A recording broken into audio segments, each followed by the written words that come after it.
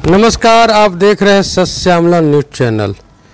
नवादा जिला में कुछ समाचार के संकलन के बाद यह एहसास दिलाया गया कि आप कुछ खास गांव में जाकर समाचार संकलन न करें। उसका वजह क्या है? तो कुछ लोगों का कहना है, खास करके जो उस गांव के जनप्रतिनिधि हैं, कि जनप्रतिनिधि गांव का मालिक होता है और बिना मालिक के आदेश का आप किसी गांव में समाचार संकलन नहीं कर सकते। उसके बावजूद भी हम लोग गांव-गांव इस गर्मी में भटक करके आज नगर परिषद के गांव मालीचक में हैं और मालीचक में कुछ युवाओं से चर्चा करेंगे कि वारसलीगंज विधानसभा में युवाओं की आर्थिक, सामाजिक, राजनीतिक स्थिति क्या है। सर, आपका हमारे चैनल में स्वागत है। आपका भी स्वागत है। सर, वारसलीगंज विधानसभा में पिछले 15 वर्षों से लगातार सत्ता पक्ष के विधायक हैं। यहाँ से 3 विधान पार्षद हैं, वो भी सत्ता से।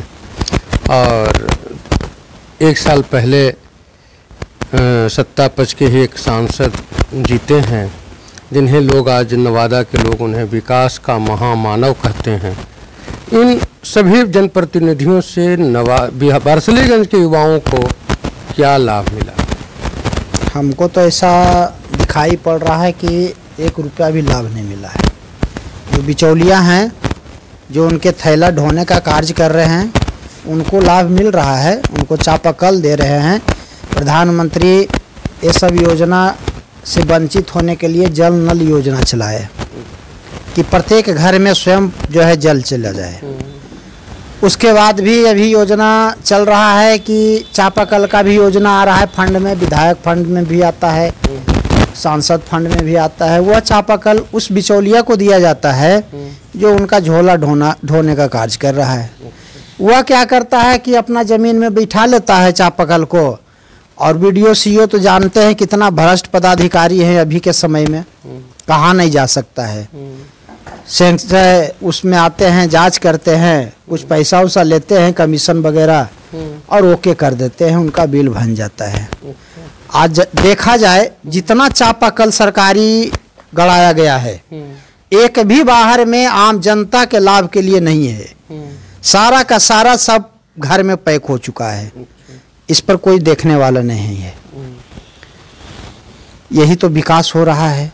वारसलीगंज से लोगों का पलायन जो है वो रुक गया है। वारसलीगंज ही क्या, नवादा से ही रुक गया, रुका ही नहीं है। बाहर जो लोग बाहर गए थे वो भी वापस नवादा में आकर के रोजगार प्राप्त कर रहे हैं, ऐसा भाजपा नेताओं का दावा है। इस पर आप क्या? कहाँ रोजगार प्राप्त कर रहे हैं बताइए ना। कहाँ कंपनी लगा दिए हैं, कहाँ बेरोजगार के लिए व्यवस्था कर दिए हैं कमाने के लिए? ऐसा तो कहीं कुछ है ही नहीं। ज़्यादा करते हैं तो 10 लाख रुपया, 5 लाख रुपया लोन पास कर देते हैं। और वो लोन बेचारा जो इनकम 10 रुपया कमा रहा है, 10 लाख का लोन कैसे चुका पाएगा? तो जनता को जो है ना, वो फंसाने के कार्य लोग कर रहे हैं। लोन देने का कार्य नहीं कर रहे हैं, वो जनता को फंसाने के कार्य कर रहे हैं। जैसे अंग्रेज यहाँ शासन किया था कि लोगों में जो है मुफ्त में पैसा, अनाज, कपड़ा, दवा बांट के जो है लोगों को मुंह को बंद कर दिया। और बंद करने के बाद जो है यहाँ हुआ अपना जो है शासन जमा लिया। वही स्थिति तो अभी दिखाई पड़ रहा है। कोई विकास तो हो नहीं रहा है। वो सीमेंट फैक्ट्री बनाया गया है, आधुनिक जो है चीनी मिल था, जिससे इस क्षेत्र में प्रत्येक लोग, एक आदमी लाभान्वित थे उससे। कुछ तो उसमें काम करके कर्मचारी भी लाभान्वित थे, उनसे परिवार भी चल रहा था। और जो जिनका कार्य वहाँ नहीं मिलता था, वो अपना कृषि में जो है बटैया लेके, दूसरे के खेत लेके जो है वो गन्ना उपजाते थे और मिल में पहुँचाते थे, उससे 2 रुपया वो कमाते थे। आज उसको हटाकर जो है सीमेंट फैक्ट्री लगा दिया गया है। अब सीमेंट का उत्पादन होगा खेत में, तभी नहीं लोगों को रोजगार मिलेगा।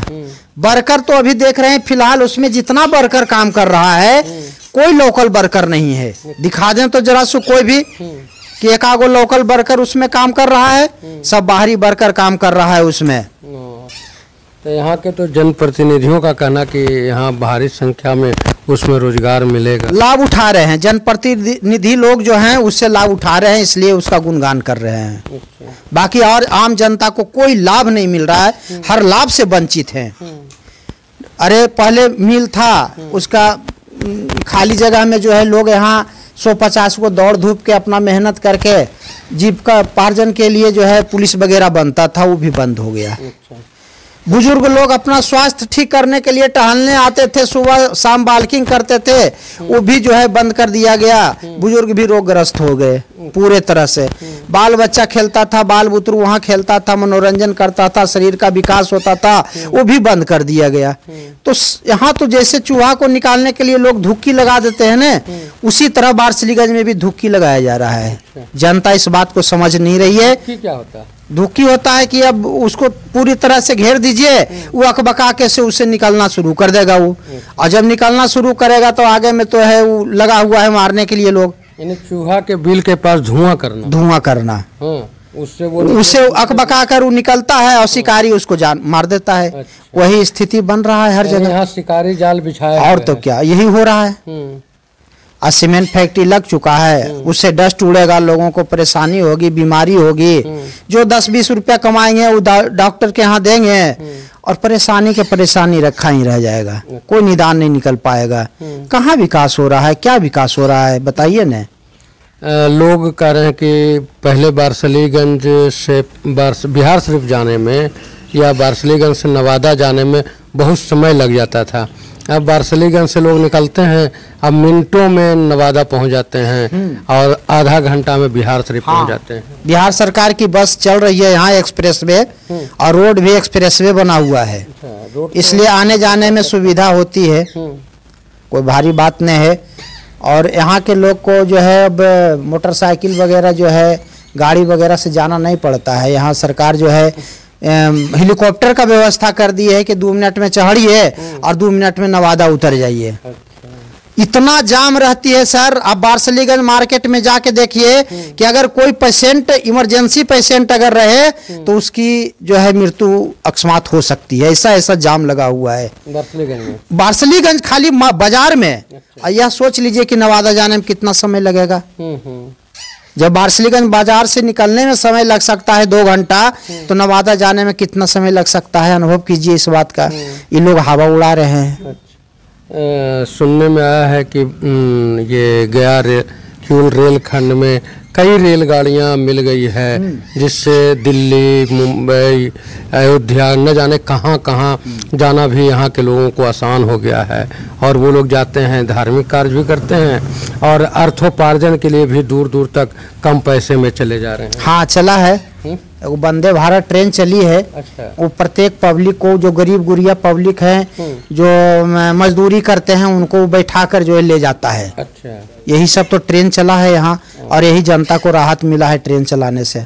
मोदी जी उनसे जरा सो कि 1% जनता उस पर चढ़ता है, तो आप मौका दिए हैं उसको चढ़ाने के लिए। अच्छा। उसको दिखाने के लिए लाए हैं इस लाइन में। अच्छा। कि देखिए ऐसा भी ट्रेन इंडिया में चलता है, तब ने नाम लीजिएगा कि मोदी जी चलाए हैं।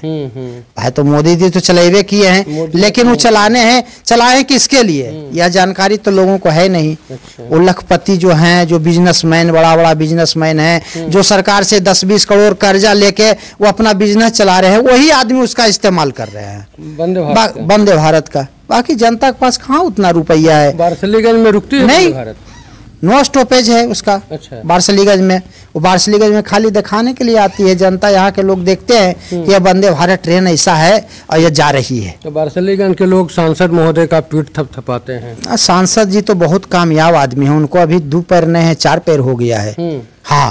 अच्छा। वो तो इतना काम दिखा रहे हैं न कि उतना काम अगर पूर्ण रूपेण धरती पर अगर ला दें तो विकास का नजर अपने आप दिखाई पड़ेगा। आपके लोकसभा क्षेत्र में 2 केंद्रीय विद्यालय दे दिए ठाकुर जी। हाँ, बनिए रहा है, देखिए बनता है कि नहीं बनता है। जो पुरसराय में और एक नवादा में, देखिए अब तो बनने के बाद में बताएंगे कि वो केंद्रीय विद्यालय जो योजना में आया है उससे लोग लाभान्वित होते हैं कि नहीं होते हैं, कि वो कागजी मुद्दा रह जाएगा।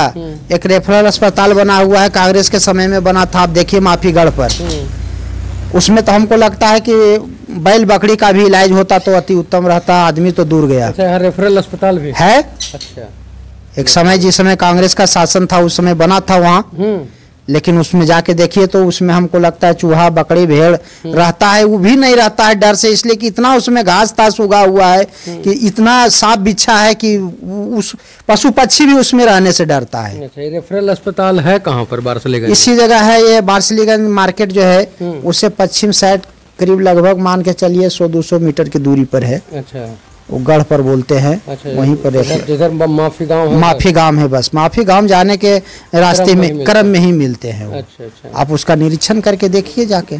कल तो वहाँ गए थे हम, काफ़ी भीड़ थी गर्भवती महिलाओं का। वहाँ कहा जा रहा था कि सभी महिलाओं को 100 रुपये का जो पोषाहार मिलता है उसके एवज में उसको 5-5 रुपये वाला पार्ले जी दे करके छुट्टी कर दी जाती। हाँ, तो सरकार दे रही है 100 रुपया, तो सरकार नहीं जान रही है, सरकार भी जानती है कि हमारे जितने कर्मचारी हैं बहुत ईमानदार हैं, इसलिए कि वो जो है गीता और कुरान और बाइबिल जो है जो धर्म के लोग हैं वो अपने धर्म ग्रंथ पर हाथ रख के जो है ज्वाइन किए हैं। अच्छा, इसलिए वो गलत तो नहीं करते हैं। नवादा में एक नेता है लोजपा रामविलास की, उन्होंने अपने इंटरव्यू में कही हैं कि वैसे जनप्रतिनिधि यानी वैसे नेता जो अपने स्थानीय इलाके में फेलवर हो जाते हैं वही हमारे यहाँ नवादा में आकर के जनप्रतिनिधि बनते हैं। क्या यह बात सही? वास्तविक बात है, यही हो रहा है। अच्छा, क्या भी उनके बात से सहमत हैं? जनता के स्वेच्छा से कागो नेता आज तक चुनाया है? नहीं। जो पार्टी के पदाधिकारी जो वहाँ आला कमान बैठे हुए हैं, लंगड़ा अंधरा काना बहरा लूल्हा बुड़बक गमार, जिसको वो भेज दिए, जनता बेचारा क्या करे, जनता लाचार है, वोट दे देते हैं। क्यों जनता एक ही पार्टी के उम्मीदवार को क्यों बार बार जिता रही है? देखिए, नेता अभी जो है इतना गंदगी समाज में फैला चुका है कि एक एक आदमी में जातिवाद की भावना को कूट के भर दिया है। हालांकि उसे कोई लाभ मिलने वाला नहीं है। लोगों को जो शिक्षित हैं, साक्षर हैं, वो समझें इस बात को कि बारसलीगंज में जातिवाद बहुत दिन से चल रही है, लेकिन उसका लाभ पूरे जनता को मिल रहा है। जातिवाद में बह के जो कार्य कर रहे हैं उससे कई पैसा लाभ मिल रहा है जनता को, और जो लाभ लेने वाले हैं वो लाभ ले रहे हैं। जनता मरते रहे, इसका लाभ जो होशियार हैं वो अपना उठा रहे हैं। भी बिहार सरकार 2020 से 2025 के बीच में लगभग 4,500 प्राथमिक विद्यालय को बंद कर दी। उसके एवज में जो बच्चे हैं, अगर उनको मान लीजिए मालीचक से 1 किलोमीटर दूर पढ़ने जाना है तो वो आने जाने के नाम पर 10 रुपया प्रतिदिन बच्चे को देने का व्यवस्था कर रही है। क्या यह फैसला ये मालीचक में स्कूल होता जो, या यहाँ से 1 किलोमीटर दूर जाकर बच्चे पढ़ेंगे जो, कौन सा बेहतर होता? हमारी सरकार कुछ दिन पहले ऐसा जो है कानून लागू बना किए हैं कि जो घर से दूरी पर शिक्षिका हैं या शिक्षक हैं उनको अपना घर तर लाने का कार्य कर रहे हैं और बच्चे को घर से दूर भगाने का कार्य कर रहे हैं। यही तो सोच रहे हैं। तो पहले भी ये जब आप रामायण महाभारत का काल देखेंगे तो बच्चे अपने घर से दूर जंगल में पढ़ते थे, तो वही व्यवस्था फिर हो रही है। तो उस समय तो गुरुकुल चलता था। हाँ। वो व्यवस्था सरकार से हो पाएगी? सनातन व्यवस्था में नहीं हो पाएगी। अच्छा, इसलिए कि भ्रष्ट लोग बैठे हुए हैं। गुरुकुल में जो शिक्षण होता कार्य होता था वह बच्चा 5 घर से भिक्षाटन करके लाता था और उसी से उसका भोजन होता था। आज पोषाहार देखिए ना, सरकार दे रही है, स्कूल में पोषाहार दे रही है, कितना बच्चा को स्वच्छ भोजन मिल रहा है। अच्छा, पोषाहार भी मिलती है? पोषाहार प्रत्येक विद्यालय में पोषाहार की व्यवस्था की गई है। अच्छा। वो बच्चा को जो है कीड़ा मकोड़ा वाला जो है खाना खिलाया जा रहा है। टीचर आते हैं, वो टिफिन लेके आते हैं अपना घर से और स्वयं नहीं खाते हैं, बच्चे को बैल के तरह खिलाते हैं। स्कूल में चलिए दिखाते हैं, अभी टाइम हुआ है पोषाहार का, चलिए स्कूल विद्यालय में देखे जाके सबको गाय गोरू के तरह लाइन में लगा दिया है, थारी दे के हाथ में, और उसके बाद उसका चावल का निरीक्षण कीजिए कितना शुद्ध बना हुआ है। यही सब कुछ कमियों को लेकर के नीतीश जी पत्रकारों को स्कूल में जाने से रोक लगा दी, एकदम लगा दिए हैं। जबकि नहीं लगाना चाहिए। जहां पर इससे सरकार को भी लाभ है। अगर पत्रकार कहीं पहुंचता है तो उससे ज्यादा करके सरकार को ही लाभ मिलता है। इसलिए कि कहां पर गड़बड़ी हो रहा है, कहां हमारी कार्य चल रही है, नहीं चल रही है, बंद है या बंद कागज पर चल रही है, इसकी जानकारी सरकार को कौन देगा? सरकार की कमी को वो झेल नहीं पाते हैं ना, ये दिक्कत। हाँ, हमको लगता है कि सरकार भी इससे जो हो रहा है, इसमें जो दलाली हो रही है, इसमें सरकार भी संलिप्त है। उनका भी लगता है, आदेश है अंदरूनी कि आप 25 किलो चावल भेज रहे हैं तो आप 20 किलो बेच दीजिए, 5 किलो बच्चन में दिखा दीजिए खिला पिला के, और 20 किलो में 10 किलो हमको वहाँ जो है कमीशन दे दीजिए, और 10 किलो में आप जितने पदाधिकारी हैं वो बांट लीजिए। आने वाले समय में जो चुनाव है उसमें वारसलीगंज के युवाओं को आप क्या संदेश देना चाहेंगे? हम तो यही कहना चाहते हैं वारसलीगंज के युवाओं को कि आप लोग शिक्षित हैं, समझदार हैं, तो जातिवाद पर न चलें। देखें कि कौन हमारे राज्य को विकास कर सकता है, कौन हमारी पीढ़ी को आगे बढ़ाने का कार्य कर सकता है, किसकी भावना सम है, सभी को एक समान देखने की भावना है, उसी आदमी को आप वोट करें, चाहे कोई कास्ट का हो। आपका परिचय? मेरा नाम सुरेश पांडे हुआ। मेरा घर वारसलीगंज प्रखंड के एक छोटा सा गांव खानापुर हुआ।